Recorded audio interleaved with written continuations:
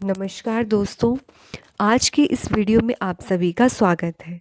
तो आज से हम जो है एक नया सेशन शुरू करने जा रहे हैं, जिसमें हम पढ़ेंगे हिंदी व्याकरण के बारे में। ये जो वीडियोज़ होंगी ये सिर्फ़ उन्हीं लोगों के लिए ज़रूरी नहीं होंगी, आवश्यक नहीं होंगी जो कॉम्पिटिटिव एग्ज़ाम की तैयारी कर रहे हैं या किसी भी स्टेट टेट की तैयारी कर रहे हैं। ये वीडियोज़ उन लोगों के लिए भी हेल्पफुल होंगी जो बच्चे स्कूल में हिंदी को एक विषय के रूप में पढ़ रहे हैं, क्योंकि हम इसमें जो पूरा हिंदी व्याकरण है उसको पढ़ेंगे। तो आज की इस वीडियो में हम जो विषय पढ़ेंगे या जो टॉपिक पढ़ेंगे वो है भाषा, लिपि और हिंदी के बारे में हम जानेंगे। तो चलिए शुरू करते हैं आज की वीडियो। सबसे पहले हम बात करेंगे भाषा की, कि भाषा होती क्या है? तो हम सभी क्या हैं, हम एक सामाजिक प्राणी हैं। मतलब हम समाज में रहते हैं और समाज में हम अकेले तो रहते नहीं, हमारे आस-पास क्या है, और लोग भी रहते हैं। और हम एक दूसरे से बात करने के लिए है किसी भाषा का प्रयोग करते हैं। अब हम जिस साधन के द्वारा एक दूसरे के समक्ष अपने विचारों को प्रकट करते हैं, उसी को हम क्या कहते हैं, उसी को भाषा कहा जाता है। अब भाषा के द्वारा हम केवल अपने विचारों को प्रकट ही नहीं करते, बल्कि सामने वाले के विचारों को ग्रहण भी करते हैं कि सामने वाला व्यक्ति हमसे क्या कह रहा है। हम उसकी बातों को भी सुनते हैं। तो ये सब चीज़ें जो हैं, ये किसके द्वारा संभव हो पाती हैं? ये भाषा के द्वारा संभव हो पाती हैं। अब जान लेते हैं कि जो भाषा शब्द है, उसकी उत्पत्ति कहाँ से हुई? तो जो भाषा शब्द है, वो लिया गया है संस्कृत की भाष धातु से। भाष धातु का अर्थ होता है प्रकट करना। क्या प्रकट करते हैं हम? भाव और विचार। तो ये हुआ अर्थ भाषा का। भाषा के बाद हम जानेंगे लिपि के बारे में। जो लिपि है उसका अर्थ क्या होता है? लीपना, चित्रित करना और लिखना। मतलब लिपि को क्या करते हैं? लीपना, चित्रित करना या लिखना, ये उसका अर्थ है। अब इसकी जो परिभाषा है उसको भी जान लेते हैं। भाषा के लिखित रूप के लिए जिन चिन्हों का प्रयोग किया जाता है वह लिपि कहलाती है। मतलब जो भाषा होती है, कोई भी भाषा है, उसको लिखने के लिए जो है कुछ चिन्हों की आवश्यकता होती है या कुछ चिन्हों का प्रयोग किया जाता है। तो जो चिन्ह प्रयोग किए जाते हैं, उन्हीं को हम क्या कहते हैं? उन्हीं को लिपि कहा जाता है। अब प्रत्येक भाषा की क्या होती है? अपनी एक लिपि होती है। जैसे जो हिंदी और संस्कृत भाषा है, उसकी लिपि है देवनागरी। पंजाबी भाषा है, उसकी अपनी एक लिपि है जिसे हम गुरुमुखी कहते हैं। उर्दू भाषा की लिपि क्या है? अरबी है। और अंग्रेजी भाषा की लिपि क्या है? रोमन। तो ये कुछ भाषाएं हैं जिनकी अपनी-अपनी लिपि होती हैं। लिपि मतलब चिन्ह होते हैं, ऐसे चिन्ह जिनका प्रयोग उन भाषाओं को लिखने के लिए किया जाता है। इसके बाद हम बात करेंगे कि जो लिपि है वो कितने प्रकार की होती है। तो लिपि होती है 2 प्रकार की। कौन-कौन सी? वर्णात्मक लिपि और अक्षरात्मक लिपि। अब सबसे पहले हम बात करेंगे वर्णात्मक लिपि के बारे में। वर्णात्मक, जैसे कि नाम से स्पष्ट हो रहा है, वर्ण। शब्द बनाने के लिए किस चीज़ का प्रयोग होगा? शब्द बनाने के लिए प्रयोग किया जाएगा वर्णों का। वर्ण किसे कहते हैं? जिसके टुकड़े नहीं किए जा सकते। ये भाषा की क्या होती है? सबसे छोटी इकाई होती है। अब टुकड़े वर्ण कौन-कौन होंगे? जैसे क, ख, ग और घ। अब ये वर्ण कब बनेंगे? जब इनके साथ हम नीचे हलंत लगाएँगे। हलंत नहीं लगाएँगे तो क्या है? अगर हम ऐसे क लिखेंगे तो इसका क्या है? हम टुकड़ा कर सकते हैं। कैसे? क कैसे बनेगा? क के नीचे हलंत प्लस अ, ये हुआ हमारा क। तो अगर इसके हम टुकड़े कर पा रहे हैं तो ये वर्ण थोड़े ना होगा। तो जब इनके नीचे हलंत लगेगा तभी ये क्या कहलाएँगे? ये वर्ण कहलाएँगे। अब इसके बाद हम बात करेंगे अक्षरात्मक लिपि की। अब अक्षरात्मक लिपि क्या होती है? यह स्वर और व्यंजन के मेल से बनता है। जो अक्षर बनेगा वो बनेगा स्वर और व्यंजन के मेल से। अब यहाँ पे ख क्या है? व्यंजन है। और आ क्या है? स्वर है। जब इन दोनों को जोड़ा गया तो क्या बना? खा। वो क्या है? एक अक्षर है। तो ये बात हो गई वर्णात्मक और अक्षरात्मक लिपि की। अब जो हमारी देवनागरी लिपि है, वो किस प्रकार की लिपि है? वो है अक्षरात्मक लिपि। मतलब जो अक्षर या जो हम लिखते हैं वो अक्षरों की सहायता से बनते हैं। इसके बाद हम बात करेंगे हिंदी की। हिंदी जो है वो किस भाषा का शब्द है? हिंदी जो है हिंदी भाषा का शब्द नहीं है, ये फारसी भाषा का शब्द है।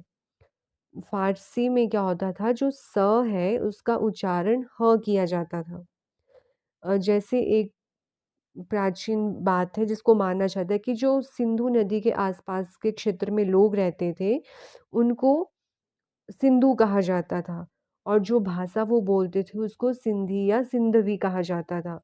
अब जैसा कि मैंने आपको बताया वहाँ पे स का उच्चारण ह होता था।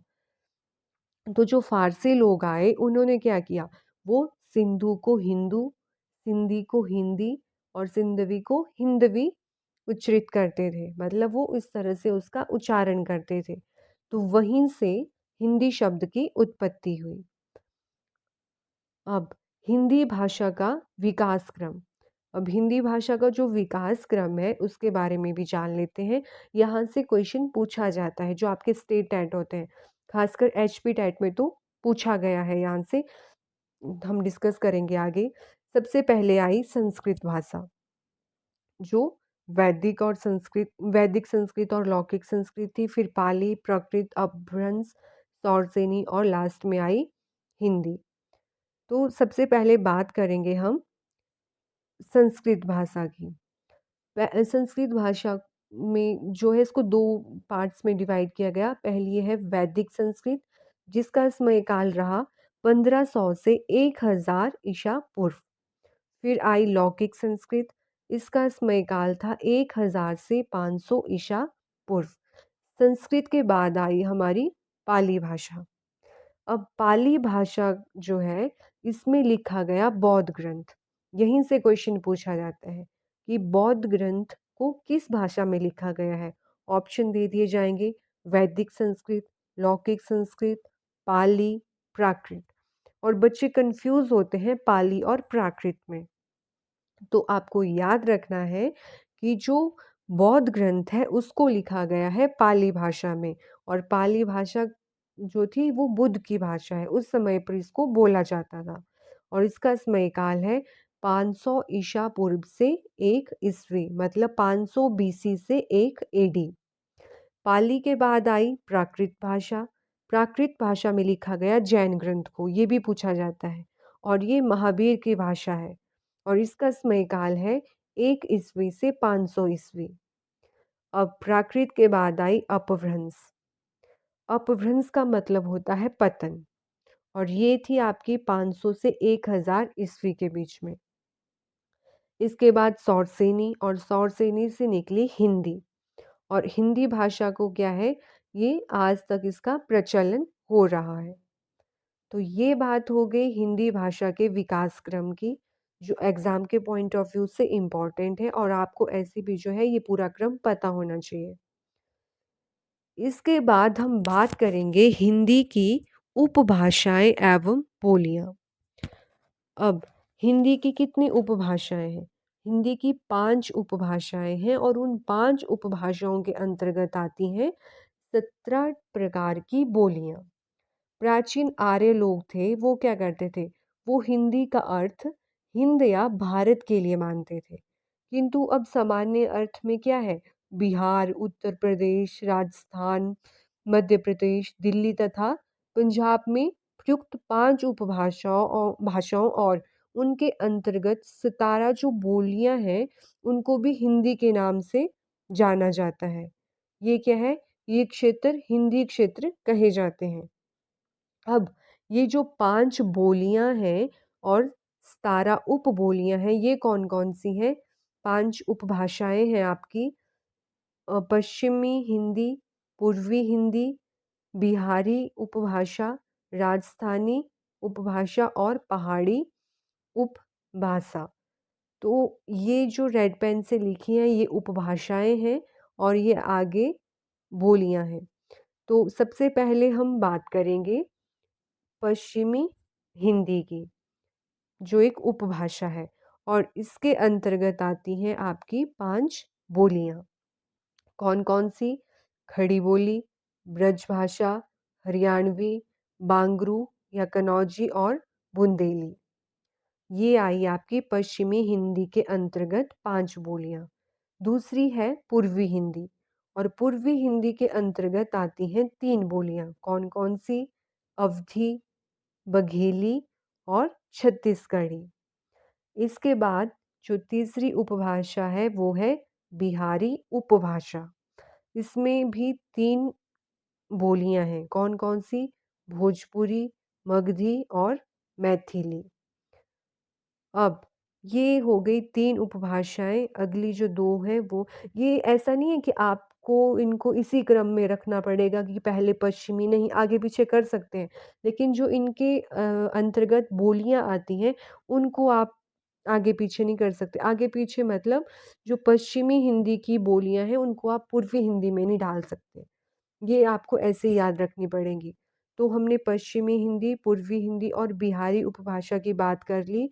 अब हम बात करेंगे जो राजस्थानी उपभाषा है, इसकी हम बात करेंगे। तो जो राजस्थानी उपभाषा है उसमें है आपकी 4 बोलियाँ। कौन-कौन सी? जयपुरी, मारवाड़ी, मेवाड़ी, मालवी। तो राजस्थानी उपभाषा है ये 4 भाषा है, इसमें है ये 4 बोलियाँ। अगली है आपकी पहाड़ी उपभाषा जिसमें आती हैं 2 बोलियाँ। कौन-कौन सी? पश्चिमी पहाड़ी और मध्य पहाड़ी। इसको मध्यवर्ती पहाड़ी भी बोला जाता है। इनमें आती है कुमाऊनी और गढ़वाली। तो ये बात हो गई हिंदी की उपभाषाओं एवं बोलियों की। आपको याद क्या रखना है? 5 उपभाषाएँ हैं और 17 क्या है? बोलियाँ हैं। इसके बाद हम बात करेंगे भारतीय संविधान में हिंदी। मतलब हिंदी की उत्पत्ति के बारे में पढ़ लिया, उसका विकास क्रम पढ़ लिया, उसकी उपभाषा और बोलियों के बारे में जान लिया। अब जो हमारा देश है भारत, उसमें जो है हिंदी भाषा का क्या स्टेटस है, उसके बारे में जान लेते हैं। तो भारत में जो हिंदी भाषा है इसका कब इसको स्वीकार किया गया? 14 सितंबर 1949 को हिंदी को भारत की राजभाषा स्वीकार किया गया। अब यहाँ पे एक वर्ड मैंने बोला, एक शब्द बोला राजभाषा। अब बच्चे कन्फ्यूज़ कहाँ होते हैं? राजभाषा और राष्ट्रभाषा में। ये 2 शब्द हैं राजभाषा और राष्ट्रभाषा। यहीं पे बच्चे गलती कर जाते हैं। क्योंकि एग्ज़ाम में पूछ लिया जाता है कि हिंदी क्या है? राजभाषा या राष्ट्रभाषा? अब कई बच्चे क्या करते हैं कि भारत में हिंदी बोली जाती है तो हिंदी को राष्ट्रभाषा टिक कर देते हैं। नहीं, भारत क्या है सॉरी हिंदी क्या है? हिंदी राजभाषा है भारत की। इसको राजभाषा के रूप में स्वीकार किया गया कब? 14 सितंबर 1949 को। और अनुच्छेद 343 से 351 के अंतर्गत क्या है? जो अनुच्छेद है 343 और 351 ये संबंधित है राजभाषा से। मतलब इन अनुच्छेदों में राजभाषा हिंदी की व्याख्या की गई है। फिर जो हमारा भाग 17 क है और अनुच्छेद 343 1 है, ये संबंधित है राजभाषा हिंदी से। और अनुसूची 8वीं मतलब जब इसको राजभाषा स्वीकार किया गया और अनुसूची 8 में रखा गया, तो केवल क्या है सिर्फ़ 14 भाषाएँ थी उस टाइम में। हमारे संविधान में सिर्फ़ 14 भाषाओं को सम्मिलित किया गया था। लेकिन समय के साथ-साथ जो है इन भाषाओं की संख्या बढ़ी और कितनी हो गई 22। अब प्राचीन समय में जो है संविधान में 12 भाषाओं का उल्लेख है, दर्जा। अब हिंदी को दर्जा कैसा प्राप्त है? हिंदी को दर्जा प्राप्त है राजभाषा का। किसका? राजभाषा का। और मानक हिंदी, ये खड़ी बोली का रूप है जो हमारी हिंदी भाषा है। अब 10 जनवरी 1975 को क्या है? पहला विश्व हिंदी सम्मेलन हुआ। कहाँ हुआ? नागपुर में। कब? 10 जनवरी 1975 को। ये डायरेक्ट पूछ लिया जाता है कि पहला सम्मेलन कहाँ हुआ? कहाँ हुआ पूछ लिया या पता है तो ऐसा पूछ लेंगे कि कौन-सी जगह पर हुआ? तो ये हुआ हमारा नागपुर में। उसके बाद हम बात करेंगे कि जो विश्व हिंदी दिवस है वो कब मनाया जाता है? तो विश्व हिंदी दिवस मनाया जाता है 10 जनवरी को। कब मनाया जाता है? 10 जनवरी को। और 10 जनवरी को ही क्या हुआ था? पहला विश्व हिंदी सम्मेलन हुआ था। लेकिन इसमें आपको क्या है? सन याद रखना पड़ेगा 1975 में नागपुर में। इसके बाद है हिंदी दिवस कब मनाया जाता है? तो ये तो आप सभी को पता है कि हिंदी दिवस कब मनाते हैं। हम हमारे देश में जो है हिंदी दिवस को मनाया जाता है, तो ये मनाया जाता है कब? 14 सितंबर को, राष्ट्रीय हिंदी दिवस। प्रत्येक स्कूल में जो है इसको अच्छे से मनाया जाता है।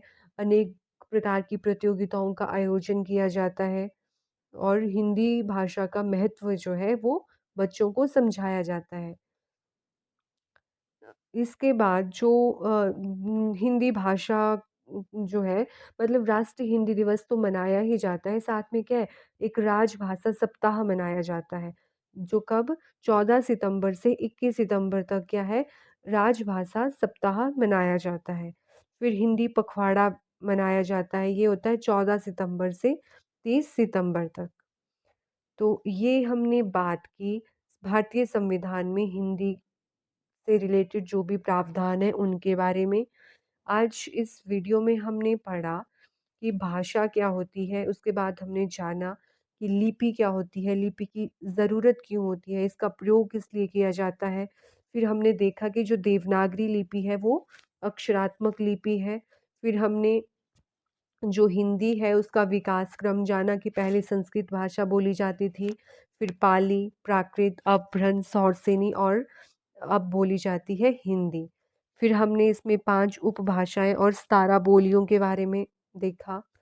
फिर हमने हिंदी का जो हिंदी दिवस कब मनाया जाता है, विश्व हिंदी दिवस कब मनाया जाता है, उसके बारे में पढ़ा।